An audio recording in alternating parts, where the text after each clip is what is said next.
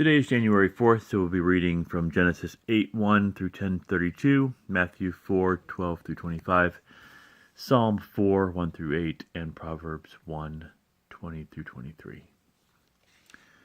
Genesis 8:1 through 10:32.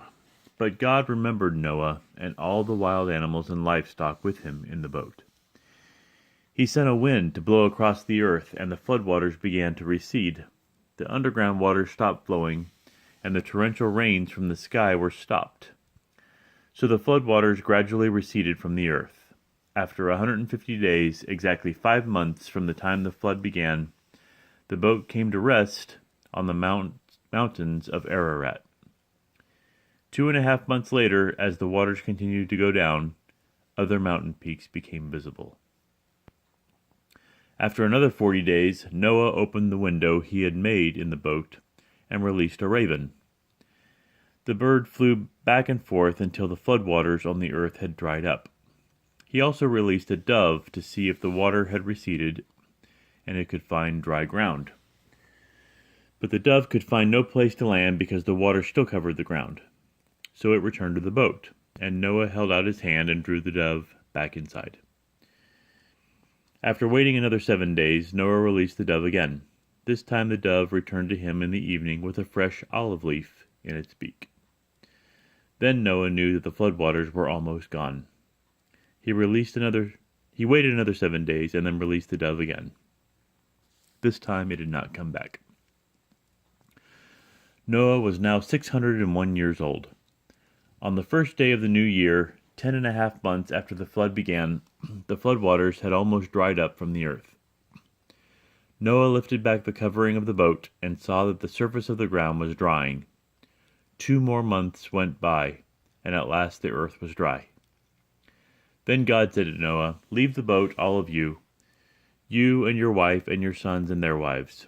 Release all the animals, the birds, the livestock, and all the small animals that scurry along the ground, so they can be fruitful and multiply throughout the earth." So Noah, his wife, and his sons and their wives left the boat, and all the large and small animals and birds came out of the boat, pair by pair. Then Noah built an altar to the Lord, and there he sacrificed as burnt offerings the animals and birds that had been approved for that purpose. And the Lord was pleased with the aroma of the sacrifice, and said to himself, "I will never again curse the ground because of the human race, even though everything they think or imagine is bent toward evil from childhood. I will never again destroy all living things. As long as the earth remains, there will be planting and harvest, cold and heat, summer and winter, day and night." Then God blessed Noah and his sons and told them, "Be fruitful and multiply, fill the earth. All the animals of the earth, all the birds of the sky, all the small animals that scurry along the ground, and all the fish in the sea will look on you with fear and terror. I have placed them in your power. I have given them to you for food, just as I have given you grain and vegetables. But you must never eat any meat that still has the lifeblood in it. And I will require the blood of anyone who takes another person's life. If a wild animal kills a person, it must die, and anyone who murders a fellow human must die. If anyone takes a human life, that person's life will also be taken by human hands, for God made human beings in his own image. Now be fruitful and multiply, and repopulate the earth." Then God told Noah and his sons, "I hereby confirm my covenant with you and your descendants, and with all the animals that were on the boat with you, the birds, the livestock, and all the wild animals, every living creature on earth. Yes, I am confirming my covenant with you. Never again will floodwaters kill all living creatures. Never again will a flood destroy the earth."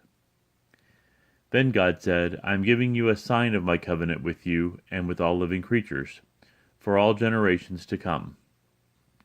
I have placed my rainbow in the clouds. It is the sign of my covenant with you and with all the earth. When I send clouds over the earth, the rainbow will appear in the clouds, and I will remember my covenant with you and with all living creatures. Never again will the floodwaters destroy all life. When I see the rainbow in the clouds, I will remember the eternal covenant between God and every living creature on earth. Then God said to Noah, "Yes, this rainbow is the sign of the covenant I am confirming with all the creatures on earth." The sons of Noah who came out of the boat with their father were Shem, Ham, and Japheth. Ham is the father of Canaan. From these three sons of Noah came all the people who now populate the earth. After the flood, Noah began to cultivate the ground, and he planted a vineyard. One day he drank some wine he had made, and he became drunk and lay naked in his tent. Ham, the father of Canaan, saw that his father was naked and went outside and told his brothers. Then Shem and Japheth took a robe, held it over their shoulders, and backed into the tent to cover their father. As they did this, they looked the other way so they would not see him naked. When Noah woke up from his stupor, he learned what Ham, his youngest son, had done. Then he cursed Canaan, the son of Ham. "May Canaan be cursed, may he be the lowest of servants to his relatives." Then Noah said, "May the Lord, the God of Shem, be blessed, and may Canaan be his servant. May God expand the territory of Japheth. May Japheth share the prosperity of Shem, and may Canaan be his servant." Noah lived another 350 years after the great flood. He lived 950 years, and then he died. This is the account of the families of Shem, Ham, and Japheth, the three sons of Noah. Many children were born to them after the great flood. The descendants of Japheth were Gomer, Magog, Madai, Javan, Tubal, Meshech, and Tiras.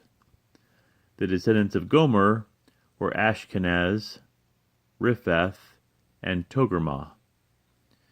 The descendants of Javan were Elisha, Tarshish, Kittim, and Rodanim. Their descendants became the seafaring peoples that spread out to various lands, each identified by its own language, clan, and national identity. The descendants of Ham were Cush, Mizraim, Put, and Canaan. The descendants of Cush were Seba, Havilah, Sabta, Rama, and Sabteka. The descendants of Rama were Sheba and Dedan. Cush was also the ancestor of Nimrod, who was the first heroic warrior on earth. Since he was the greatest hunter in the world, his name became proverbial. People would say, "This man is like Nimrod, the greatest hunter in the world." He built his kingdom in the land of Babylonia, with the cities of Babylon, Erech, Akkad, and Calneh. From there he expanded his territory to Assyria, building the cities of Nineveh, Rehoboth-ir, Calah, and Rezin, the great city located between Nineveh and Calah. Mizraim was the ancestor of the Luddites, Anamites, Leabites, Naphthites, Pathrusites, Caslahites, and the Caphtorites, from whom the Philistines came. Canaan's oldest son was Sidon, the ancestor of the Sidonians. Canaan was also the ancestor of the Hittites, Jebusites, Amorites, Girgashites, Hivites, Arkites, Sinites, Arvadites, Zemarites, and Hamathites. The Canaanite clans eventually spread out, and the territory of Canaan extended from Sidon in the north to Gerar and Gaza in the south, and east as far as Sodom, Gomorrah, Admah, and Zeboim near Lasha. These were the descendants of Ham, identified by clan, language, territory, and national identity. Sons were also born to Shem, the older brother of Japheth. Shem was the ancestor of all the descendants of Eber. The descendants of Shem were Elam, Asher, Arphaxad, Lud, and Aram. The descendants of Aram were Uz, Hul, Gether, and Mash. Arphaxad was the father of Shelah, and Shelah was the father of Eber. Eber had two sons. The first was named Peleg, which means division, for during his lifetime the people of the world were divided into different language groups. His brother's name was Joktan. Joktan was the ancestor of Almodad, Sheleph, Hazarmaveth, Jerah, Hadoram, Uzal, Diklah, Obal, Abimael, Sheba, Ophir, Havilah, and Jobab. All these were descendants of Joktan. The territory they occupied extended from Mesha all the way to Sephar in the eastern mountains. These were the descendants of Shem, identified by clan, language, territory, and national identity. These are the clans that descended from Noah's sons, arranged by nation according to their lines of descent. All the nations of the earth descended from these clans after the great flood.